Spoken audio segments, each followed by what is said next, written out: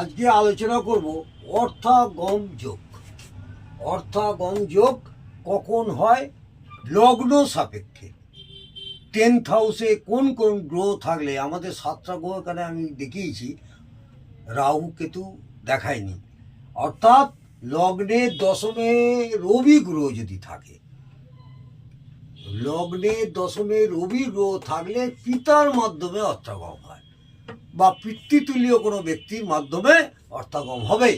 লগ্নের দশমে যদি চন্দ্র থাকে, মাতার মাধ্যমে। লগ্নের দশমে মঙ্গল থাকলে ভাইয়ের মাধ্যমে। লগ্নের দশমে বুধ থাকলে বন্ধু বা মামার মাধ্যমে। লগ্নের দশমে বৃহস্পতি গ্রহ থাকলে গুরু বা গুরুজনদের মাধ্যমে। এখানে পিতামাতা গুরু এবং গুরুজন বয়োজ্যেষ্ঠ তাদের মাধ্যমে এখানে লগ্নে যদি বৃহস্পতি থাকে। লগ্নের দশমে থাকলে স্ত্রীর মাধ্যমে, অর্থাৎ পুরুষ হলে তার স্ত্রীর মাধ্যমে, আর স্ত্রী হলে তার স্বামীর মাধ্যমে এখানে সে অর্থাগম হবে।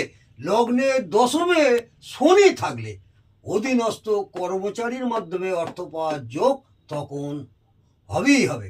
অর্থাগম যোগ তখন বলা হয় কখন?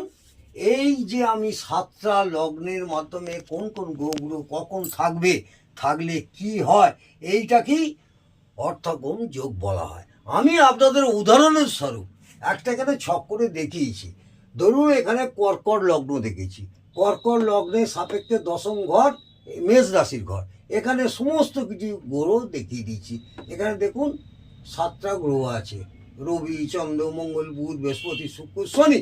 এই 7টা গ্রহ যে কোনো ঘরে থাকবে, তার ফল আমি আগে ব্যাখ্যা করলাম। এইভাবে আপনারা যদি বিচার করতে পারেন, কিন্তু আপনারা অনেকটাই সাফল্য পাবেন। কোনো জাতক জাতিকাদের বিচার করে আপনি যদি বলেন, তাহলে অনেকটাই সাফল্য পাওয়া যাবে। এটি অর্থাগম যোগ বলা হয়। আজকে এই পর্যন্ত থাক।